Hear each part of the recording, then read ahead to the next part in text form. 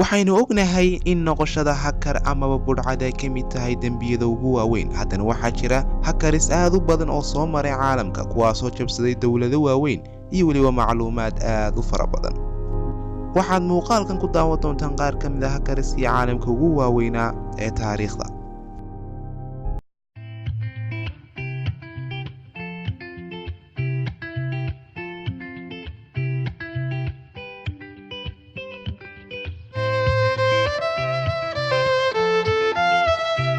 asalaamu calaykum, kulanti waxaana wanaagsan daawadayaal kusoo dhawaada mar kale channelka MMS War Soomaali oo ka daawateen sheekooyin waaqici iyo weliba mawaadiic cajiiba. haddaba haddaad ka mid tahay dadka jecel muuqaalada noocaas kale fadlan kusoo biir channelka oo subscribe saar kambalelkana furas ay kugu yimaadaan fiidiyoyada markaan soo gelino una noqoto qofka ugu horeeya daawada. Jonathan James waxa uu ahaa nin u dhashay dalka Mareykanka. waxaanu markii ugu horeysay bilaabay hakarkarinta isagoo ilmo yar ah. waxaanu jabsaday shirkadda gamemka ee Xbox. 5 sano kadib waxa uu jabsaday iskuulkii uu dhiganayay. intaa wixii ka dambeeyay Jonathan James wuxuu bilaabay inuu jabsado xarumaha waaweyn. waxaanu markii ugu horeysay jabsaday xarunta difaaca ee Mareykanka isagoo helay macluumaad ku saabsan shaqaalaha meeshaas ka shaqeynaya xarunta. intaa kadib waa uu ka daalay waanu ka caajisay. waxaanu bilaabay inuu jabsado meel kale oo weyn. waxaanu u wareegay inuu jabsado wakaaladda NASA. wakaaladda NASA waxa uu ka helay macluumaad ay qiimaheedu gaadhayso 1,700,000. waxaana ku khasbanaatay wakaaladda NASA inay joojiso nidaamkeeda 3 maalmood kaliya si ay u ogaato sababta iyo cidda jabsatay. haddaba wakaaladda NASA kaliya joojitaanka ay joojisay nidaamkeeda waxaa ku kaliftay $50,000. ugu dambeyntii waxaa la soo helay ninka Jonathan James, lagumana daalana si dhib yar baa loo soo helay.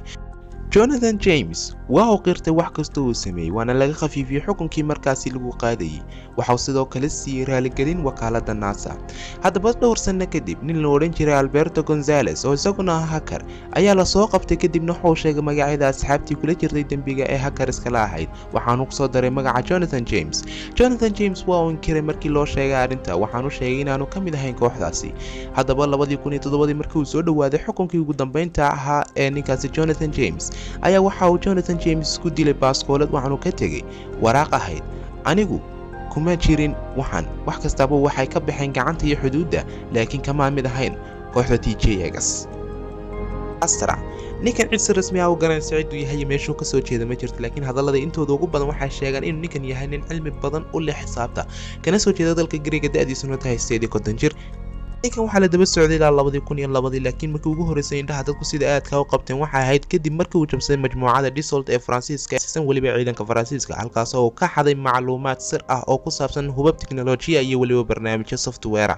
ninkan Aster waxa uu macluumaadka iyo waxyaabahaas u arkay waxyaabo iska basiid oo maalayacni, laakiin waxyaabahaas basiidka ee maalayacniga uu arkay isagu waxay qiimaheedu taagnayd $360 milyan.